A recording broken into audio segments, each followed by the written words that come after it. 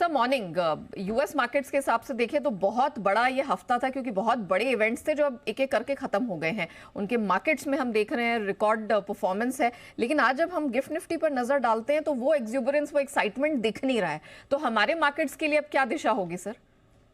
यहाँ देखिए, ग्लोबल तो संकेत लगभग लगभग आपके लिए खत्म होने आए हैं, राइट। अमेरिका की दोनों ही बड़ी इवेंट एक साथ खत्म हो गई, चुनाव भी हो गए और उसके बाद फेड की मीटिंग भी हो गई। फेड की मीटिंग और चुनाव में दोनों से वहां पर पॉजिटिव संकेत आते दिखे। तो अभी तो फिलहाल ऐसा है कि अमेरिका में कोई खराबी के संकेत है नहीं। दूसरा, उनका रिजल्ट सीजन भी ठीक ही चल रहा है, तो ओवरऑल अमेरिका के संकेत आपके लिए अच्छे हैं। अब आइए हमारे अपने संकेतों पे। हमारा इस हफ्ते, अगले हफ्ते हमारा भी रिजल्ट सीजन खत्म हो जाएगा, तो नतीजों के सीजन में अब कोई खास बड़े नतीजे बचे नहीं है कि आधे एसबीआई को छोड़ दें, एक दो और अच्छे नंबर से। उसके अलावा लगभग लगभग हमारे रिजल्ट आ चुके हैं, तो हमारे रिजल्ट सीजन का ट्रिगर भी पॉजिटिव नेगेटिव जो भी समझे वो लगभग खत्म होने आया, अगले हफ्ते खत्म हो जाएगा। अभी इस वक्त जो सबसे इम्पोर्टेंट चीज है, जो सबसे बड़ी चीज, वो एक ही है, एफआईज का रुझान। अभी तक जो सितंबर महीने के आखिरी हफ्ते से एफआईज ने बिकवाली का रुझान शुरू किया था, वो अभी भी कहीं दूर दूर तक खत्म नहीं होते हुए दिख रहा है। कल भी आप देखिए, आंकड़ा बिक्री का आता हुआ दिखा है। परसों इतनी बढ़िया तेजी में, इतने बढ़िया माहौल में जब ग्लोबल मार्केट मजबूत है, तो फिर एफआईज ने बेचा है।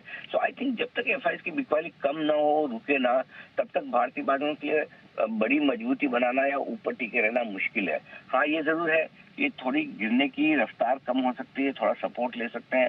हो सकता है दिग्गज शेयरों में थोड़ी प्रॉफिट बुकिंग या बिकवाली ज्यादा हो, mid cap small cap share कम घटे, लेकिन वो कॉन्फिडेंस की कमी है। और इसलिए भारतीय बाजारों के लिए अगला, जब तक कि कोई और नया बड़ा अलग से ट्रिगर ना आए, हमें एफआईज के आंकड़ों के दम पर आगे डायरेक्शन देना है जी। तो सर फिर उस लिहाज से आज निफ्टी बैंक निफ्टी के महत्वपूर्ण लेवल्स कौन से होंगे? इस हफ्ते के शुरुआत में और पिछले हफ्ते के अंत में जो हमने लेवल्स टच किए हैं, जहां डबल बॉटम बनाया है, वो 23,800 के आसपास का है। वहीं पर आपके लिए बड़ा सपोर्ट है, तो 23,825, 24,000 हमने इस पूरे फॉल में सबसे लोएस्ट क्लोजिंग देखी है 23,995 की। तो आई थिंक ये 200 पौने 200 पॉइंट की रेंज आपके लिए मजबूत सपोर्ट का काम करेगी। उसके पहले 24,075 एक छोटा मोटा सपोर्ट है, बट 23,825 ये आपकी रेंज है जो अच्छे सपोर्ट के तौर पर है। ऊपर में 24,300, 24,400 ये आपके लिए रुकावट की रेंज होगी। बैंक निफ्टी 51,475, 51,675 सपोर्ट जोन है, और ऊपर में 52,100, 52,350 की रेंज रुकावट का काम करेगी। बैंक निफ्टी 51,000 से 52,000 की रेंज में काफी लंबा वक्त बिता रहा है, तो एक बार निर्णायक मूव कहीं आया है बैंक निफ्टी में, तो वो अच्छा होगा। लग ऐसा रहा है कि अभी भी निफ्टी के मुकाबले में बैंक निफ्टी थोड़ा बेहतर है, थोड़ा मजबूत है, और लार्ज कैप शेयरों के मुकाबले में मिड कैप और स्मॉल कैप शेयर थोड़े बेहतर है। सो आई थिंक आपको सेलेक्टिवली इस मार्केट में रहना पड़ेगा।